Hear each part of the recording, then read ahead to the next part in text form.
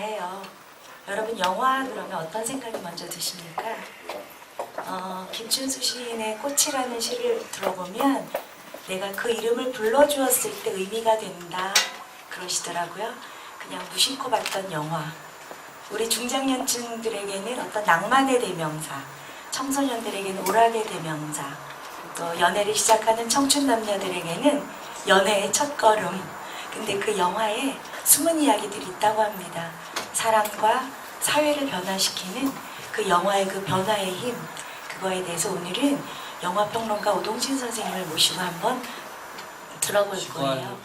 영화 이야기 오늘 이렇게 많이 오셔서 감사합니다. 저는 이렇게 많이 오실 줄 몰랐어요. 저는 놀랐어요. 여기 지금 보니까 연령대가 너무 다양해서 아까 잠깐 아이들도 봤는데 제가 어렸을 때 저 랑바다 같은 영화 나오면 어른들이 못 보게 했어요. 너무 요즘은 아무것도 아닌데 저 때는 지금 아까 사진으로 잠깐 보셨습니다만 농도가 남달라서 그랬었는데 오늘 저도 깜짝 놀랐습니다. 랑바다 봤죠? 그다음에 아까 달나라 여행도 말씀하셨는데 영화의 시초에 해당하죠. 멜리에스, 조르주 멜리에스의 달나라 여행도 얘기하시고 워낙은 뭐 리미에르의 기차의 도착 뭐 그런가요? 뭐 그런 작품이 영화의 원조라고 합니다만 그 얘기도 하시고 뭐였죠? 출발은 아닌 것 같은데 이렇게 들어온 거 찍은 거니까 열차나 기차나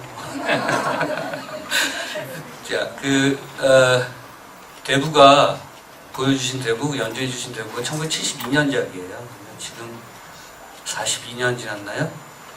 대부 2가 74년에 나오고 대부 3가 92년도에 나왔으니까 약 20년 동안에 만들어진 영화를 지금 보신 겁니다. 더 놀라운 사실은 아직도 대부가 굉장히 현재적 영화로 느껴지고요.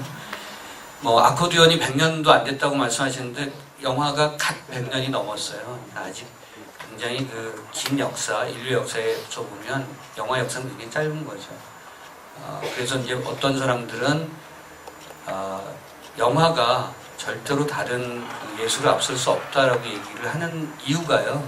문학, 음악, 미술은 사실은 동물벽화부터 나왔으니까 사실 인류의 처음부터 나왔다고 생각하시면 될 거고 수백 년, 수천 년 된 많은 예술적 장르가 있는데 어떻게 감히 영화가 모든 것을 다 설명할 수 있겠느냐라고 얘기하는 그런 사람들도 있죠. 그런데 이제 오늘 보신 것처럼 영화가 특이한 게 물론 다른 장르도 그렇습니다만 40년 아까 대부 같은 영화처럼 40년의 시공간을 오가면서 여전히 사람들에게 기억되고 여전히 현재적으로 해석되고 여전히 동시대로 얘기되는 그런 작품들이 많은 것이 영화의 특징. 그간 영화가 비긴 어게인이었습니다. 그래서 소리 소문 없이 한 350만 관객을 모으고요.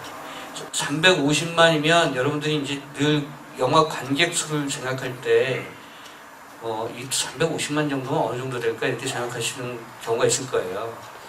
야구장이 몇 명 들어가죠? 잠실의 야구장이? 아니에요. 27,000명 들어가요. 그러니까 족되게 얘기해서 전문용어로 이빠이 한 3만 명 들어가요. 계산이 편하게 한 3만 명 들어간다고 생각하시면요. 300만 모았다 그러면 그런 야구장이 100개가 있어야 되는 거죠. 그러니까 사실은 작은 숫자가 아니에요. 명량 1800만? 미친 숫자예요. 안 좋은 숫자입니다. 정상이 아니에요. 우리나라는 4,800만 가구잖아요. 4,800만이잖아요, 인구수가. 그러면 3명 단위로 해서 가구수로 합치면 약 1,500만 가구나 1,800만 가구일 거예요. 그러면 전 가구가 다 봤다는 얘기거든요, 명령. 이런 쏠림 현상은 사실은 그렇게 바람직한 건 아닐 수도 있어요.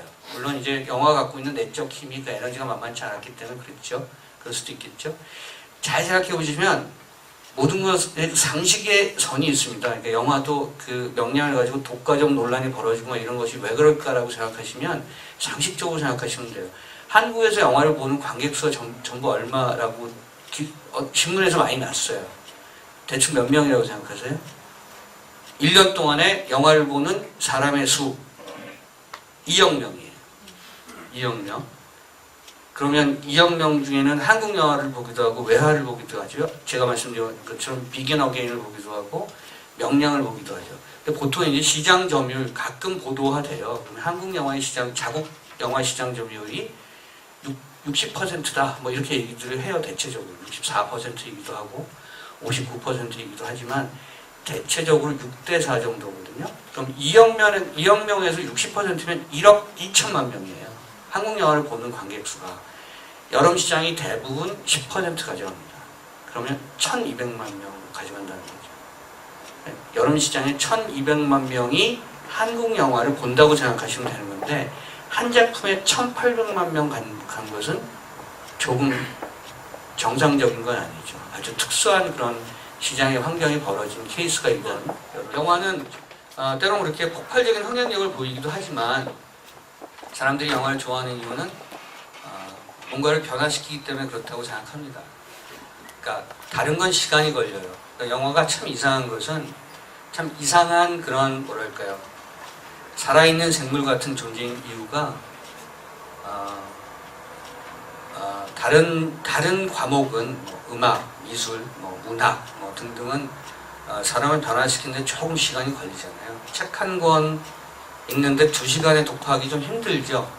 예컨대 도스토옙스키나 그런 문호의 작품들, 비교적 볼륨감이 있는 작품들 2시간에 독파하기 힘들잖아요.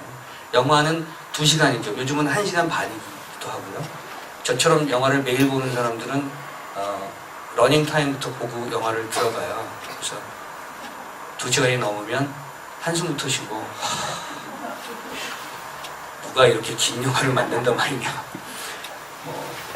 90분이 안 되면 좋은 감독인가 봐. 사람은 참 짧게 얘기해야 돼. 이러면서 들어가죠. 어쨌든 1시간 반이나 2시간의 러닝타임 동안에 실제로 사람들을 변화시키죠. 그러니까 영화 한 편을 보고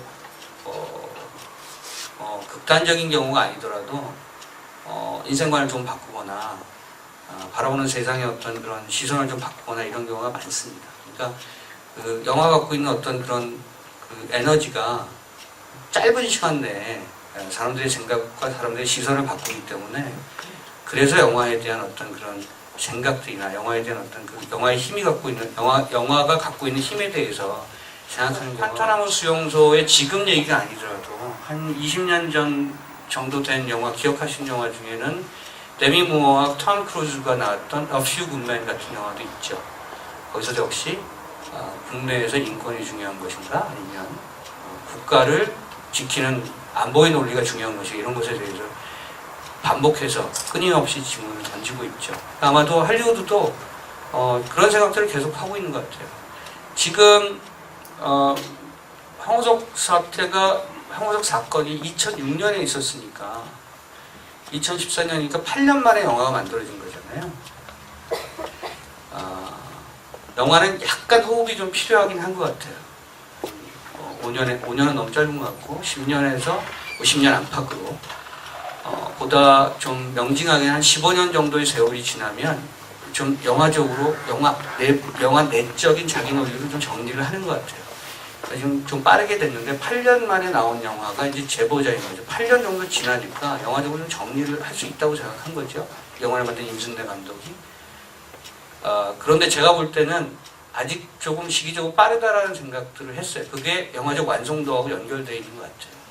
아직도 그 부분에 대해서는 사회적으로 합의가 또는 사회적으로 스스로의 자기 책임을 물어가는 어떤 그런 과정이라는 게 조금은 더 여과될 어떤 장치들이 좀 필요한 것 같아서 영화를 보고 있으면 좀 약간 좀 모질라 이런 생각이 드는 이유는 감독이 연출을 잘못해서거나 또는 영화적으로 뭔가 문제가 있기보다는 아직 시대적으로 정리가 안 된 부분이 있어서인 것 같아요.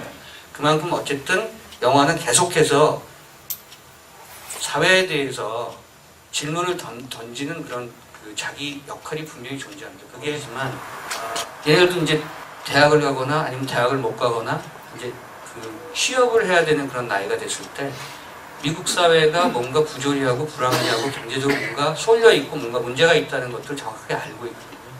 그 불만을 영화 속에서 보여주지 않으면 영화가 사실 그 애들한테 소구가 되지 않는 거죠. 그러니까 역설적으로 사실은 애들한테 팔아야 될 자본주의적 상품이 영화인데 그 자본주의적 상품인 영화 속에 사실은 혁명의 맹아 또는 혁명의 발화 같은 그런 이데올로기를 집어넣고 있어요. 저는 그 역설이 아주 재밌다고 봤습니다. 사실은 그 영화를 어릴 때 본 애가 10대 때 봤던 애가 아, 난 헝거게임의 엄청난 팬이야. 그걸 걔네들 표현으로 뭐라고 그런지 모르겠습니다만 나는 다이버전트가 더 좋아. 그런 영화들을 보고 자라난 세대들이 과연 20대 때 어떤 생각을 할까? 저는 오히려 굉장히 긍정적으로 보고 있어요.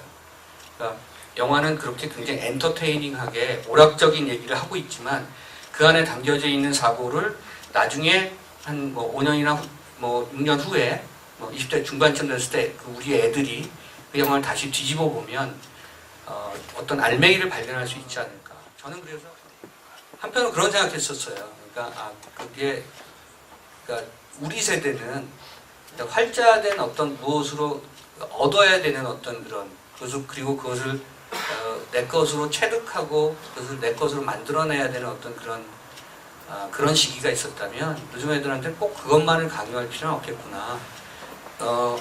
우리 애가 굉장히 헝거게임을 좋아하는데요. 헝거게임과 다이버전트라는 영화를 가지고 저랑 토론도 하고 그랬는데 꽤 괜찮아요. 꽤 괜찮은 생각을 하더라고요. 그러니까 지금 말씀드린 것처럼 그러니까 지금의 어떤 자본주의 사회가 그렇게 점점 편중화되고 있고 양극화되고 있다는 것에 대한 자기 인식은 어쨌든 정교하지 않지만 농법을 스스로 만들지 못했지만 그대로 가져가고 있는 것만은 사실인 것 같아요. 그래서 그런 영화가 되게 유효하다. 그래서 오락 영화라 할지라도 그 안에 담겨져 있는 그런 내용성들을 잘 파악하시면 아이들한테 그 영화를 보여주는 것에 대해서 크게 이렇게 너무 소비적인 영화를 보여주는 거 아니냐라고 크게 걱정하실 필요는 없습니다. 그러니까 그런 영화 있었어요. 패닝룸이라고 아마 보신 분들 기억하실 겁니다. 그 조디 포스터 나오고 전 아역 배우 이름이 기억이 안 나는데 그 패닝룸이라는 영화를 보면 굉장히 이 여자 부자예요. 그래서 강도가 들어오면 도망가서 집 내부에서 도망가서 그 금고 같은 그 방을 들어가서 잠가버리면 절대 못 들어와요. 아무도 못 들고 들어와. 근데 그 영화를 보고 있으면 데비 핀처의 영화인데요. 영화를 보고 있으면 무슨 생각이 드냐면 중반 넘어가면 어떤 긴장감이 드냐면 강도는 못 들어와요. 강도 4명이 한꺼번에 들어왔는데 강도는 이 모녀를 어떻게 할 수가 없어요. 돈도 그 안에 있고 그리고 그 강도 중에서는 정말 이 모녀를 어떻게 해보려고 하는 애들도 있었는데 손끝도 못 대는 거야. 근데 영화 중반에 넘어가면 어떤 일이 벌어지냐면 이 모녀도 못 나가는 거예요. 이 사람들도 못 나가. 이들도 못 들어오지만 이들도 못 나가. 그래서 도대체 이들이 갇혀 있는 건지 이들이 갇혀 있는 건지 모르겠어요. 이 영화의 사실은 주제가 그런 거였었어요. 근데 그게 이상하게도 9.11 테러를 연상하게 했어요. 미국이라고 하는 나라가 아무도 못 들어오는데 아무도 본토에 침략을 해본 적이 없고 해본 적도 없는데 곰곰이 생각해보면 여기도 못 나가고 있는 거 아닌가 하는 생각을 하는 거죠. 아무도 못 들어오지만 아무도 못 나가. 그러니까 여기는 사실은 알고 보면 굉장히 고립되게 수십 년 동안 살아온 그런 집단일 수 있다. 그런 국가일 수도 있다. 이런 것을 영화적으로 우회적으로 얘기하는 영화가 패닝룸이었다고 저는 생각을 합니다. 그래서 감독들이나 할리우드 감독들이나 또는 외국의 감독들이 궁금했던 거예요. 자, 아무도 못 들어와 아무도 못 나가라고 하는 그런 큰 어떤 나라가 있는데 도대체 이 나라에서 무슨 일이 벌어졌길래 이 나라 안에 어떤 일들이 있길래 이런 사태가 왔는가. 그래서 자꾸 들여다보려고 사람들이 카메라를 메고 횡단을 하고 종단을 하기 시작한 거죠. 영화는 정리를 합니다. 그러니까 영화가 선제적으로 다시 반영시키고 그걸 보여줌으로 해서 그 역사가 영화로 보여줌으로 해서 역사가 과거가 아니라 현재라는 것을 보여주죠. 의미 있는 얘기가 최근에 나온 책이 올리버 스톤 감독과 그 타지카 알리라고요. New Left Review라는 가장 진보적이고 가장 좌파적 잡지의 편집위원인데 타지카 알리와 올리버 스톤이 7시간 동안 인터뷰를 한 게 책으로 나왔어요. 그게 역사는 현재다라는 제목으로 나왔는데 그 책 속에서 그 인터뷰 대담 속에서 지금 말씀드린 것 같은 얘기를 하고 있는 거죠. 영화는 과거를 보여주는 것 같지만 결국은 현재에 대한 얘기를 하고 있다. 그래서 역사는 과거가 아니라 현재다. 이런 얘기를 타지칼리가 하고 있습니다. 저는 그 얘기를 하면서 그 얘기를 읽으면서 굉장히 공감을 했고요. 아, 영화가 아마 그런 측면에서 그 동시대, 당대의 어떤 여러 가지 현안에 대해서 자기 발언을 하고 있고 그것에 대한 공감을 얻고 있구나. 최근에 만든 다큐멘터리가 10부작인데 아직 저는 그걸 국내에 제가 수입하고 싶어요. 미국의 숨겨진 역사 그래서 그걸 10부작 다큐멘터리를 만들었는데 아직도 그렇게 결기가 가득한 그런 감독이시죠. 그러니까 저는 그걸 보면서 영화가 할 일은 영화 감독이 할 일과 똑같은 건데 아, 영화 감독이 이런 사람들이 해야 되는구나. 그러니까 당대의 역사에 대해서 끊임없이 자기 발언을 하는 사람들이 영화를 만들려고 노력해야 되는구나. 그리고 그런 사람을 통해서 나오는 영화들이 자신 진정성이 있는 영화겠구나. 그런데 꼭 그런 영화만 보면 또 너무 재미없죠. 그러니까 영화는 이렇게 헤엄치듯이 보셔야 되는 것 같아요. 소설을 영화로 만드는 과정, 역사를 영화로 만드는 과정 굉장히 쉽지가 않아요. 그러니까 그것을 소재로 하는 영화를 만드는 감독들이 얼마나 치열한 생각을 하고 있는가 이런 것들을 한 번쯤 생각해 볼 필요가 있고요. 그것은 아까 말씀드린 것처럼 다이버전트나 무슨 헝거게임 같은 아주 오락적인 영화를 만드는 사람, 만드는 감독에게조차 그런 생각이 항상 있다는 겁니다. 다만 그것을 표현하는 자기 기제가 오락 영화냐, 아니면 심각한 영화냐, 사회적 어떤 그런 아젠다를 갖고 있느냐, 아니면 그러지 않는 척 하느냐의 차이일 뿐입니다. 그럼에도 불구하고 영화를 하는 사람들이 참 우리를 참 뿌듯하게 해주죠. 그런 작품들이 굉장히 많고요. 아까 말씀드린 것처럼 단 2시간의 시간 동안 사람을 바꾸게 하죠. 극장이 없어지지 않는 이유잖아요.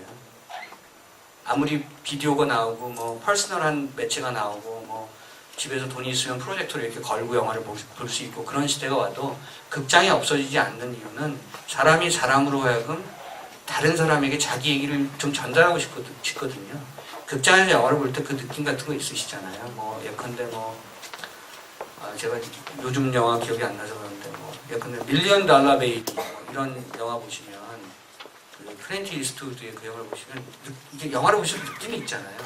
아, 나만 우는 게 아니구나. 그냥 전 극장이 다 우는 거예요. 옆에 보지 않아도 알아요. 이게 공감이잖아요. 극장이 갖고 있는 놀라운 능력이 이상하게 내가 한 10,000원 정도 내고 들어와서 사람들이 무슨 생각하는지 알고 가요. 아하, 저 영화를 보면 저 영화 별로 안 좋아하는구나. 요즘 애들 저런 영화 안 좋아하나 봐. 바람과 함께 사라지다.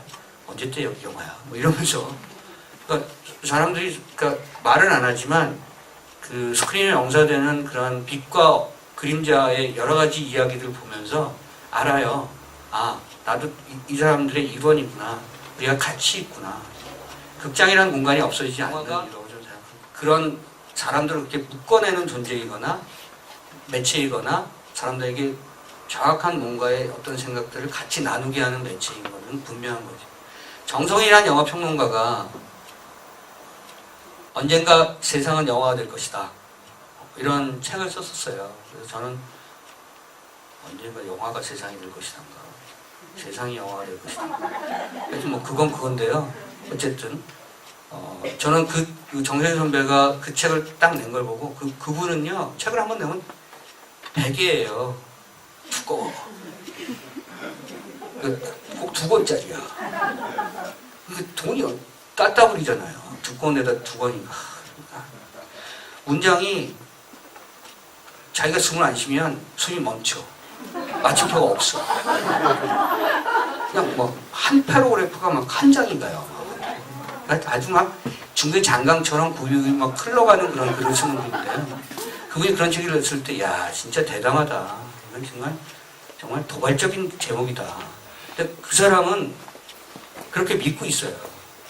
근데 난 그 순혈주의가 저는 어떤 때는 굉장히 존경스러워요. 한 분야에 매진한다 이런 뜻도 있지만, 영화가 갖고 있는 그 안에 어떤 혁명성, 영화가 갖고 있는 그 안에 어떤 뭔가의 어떤 그런 변화에 대한 욕구 이런 것들을 매일매일 간파하는 사람이 그분이라고 생각해요. 정성이라는 영화평론가 정말 대단한 영화이긴 하죠. 사실은. 그러니까 늘 뭔가 영화는 새로운 걸 찾아가려고 해요. 새롭게 만드는 방식, 또 새로운 어떤 얘기, 새로운 사람들에 대한 어떤 관점 이런 것들을 하려고 하죠. 그러니까 제가 말씀드린 만두 이야기는 좀 극단적이긴 했었어요. 저는 동의하지 않는 영화예요. 모든 영화가 사람들을 동의시킬 수 있다고 생각하지는 않습니다. 그 방식에 대해서. 그러니까 여러분들 잘 아시는 예술 영화 뭐 잉마르 베르그만의 뭐 제7인의 봉인 뭐 이런 영화 좋아하시는 분도 있지만 저는 솔직히 어디 가서 다 그 얘기하면 여기서 내가 얘기 안 하면 너무 상업주의적 평론가로 여겨지겠구나. 그러면 거기 가서 제가 베르그만이 어쩌고요, 뭐 따르콥스키가 어쩌고 이렇게 얘기하지만 저는 취향은 아니에요. 그러니까 제가 동의하느냐 마냐를 떠나서 영화는 상당 부분 자기 취향이 결부가 돼야 되는데 저는 그렇지는 않죠. 하지만 다른 영화를 제가 뭐랄까 이렇게 뭐 인정하지 않거나 그건 영화가 아니야 라고 얘기하거나 이러진 않죠. 저는 그 아까 말씀드린 만두 이야기가 굉장히 충격적인 영화였어요. 아, 영화를 이렇게 사고하는 사람이 있구나. 영화라고 하는 것이 아무것도 윤색하지 않고 다큐멘터리인지 다큐멘터리가 아닌지 어쨌든 자기 생각을 하나도 투영시키지 않고 뭔가를 이렇게 그냥 카메라 걸어놓고 만든 것이 사실은 영화여야 해 라고 주장하는 사람인 거잖아요. 니들은 영화에 너무 이야기를 넣어, 너무 조미료를 치고 너무 양념을 발라대. 그게 진짜야? 그게 리얼한 거야? 현실이 비현실이야? 비현실이 현실이야? 이런 것들을 의문을 갖고 영화를 만드는 어떤 사람이 만두 이야기 만든 거예요. 자, 그러니까 이런 영화 한번 견뎌봐. 견뎌봐. 견딜 수 있겠어? 못 견디죠. 근데 견디는 사람들도 있어요. 그 영화 좋다고 하는 사람들이 꽤 많았고, 그러니까 인구에 회자됐었어요. 적어도 그 지점에서는 그 영화가 갖고 있는 자기의 모토는 성사시킨 것이 아닌가 저는 그렇게 생각을 했죠. 근데 어쨌든 간에 그런 새로운 어떤 영화들을, 새로운 것들을 많이 찾아가는 것이 영화여서 사실 잘 뒤져보시면 영화가 세상에 대해서 많은 시선들과 그러니까 우리가 잊고 있는 것 또는 우리가 간과하고 있는 것 이런 것에 대해서 긍정적인 것이든 어두운 것이든 자신의 욕망을 어떻게든 보여주거나 해소해주거나 그러거든요. 그러니까 그런 것조차를 받아들이지 못하는 지금 구조인 거예요. 한국 사회가. 너무나 사건이 많고 너무나 뼈아프고 너무나 정말 너무나 가슴 아픈 일들이 많으니까 어디다 대고 지금 치정 멜로야 이거죠. 지금 그런 거 얘기할 때야. 그러니까 그 영화가 안 되는 이유를 사회학적으로 굳이 어렵게 분석하지 않아도 뛰어난 제작자는 그걸 알 수 있어요. 아, 이 영화는 안 될 거다. 그러나 만들어야 돼.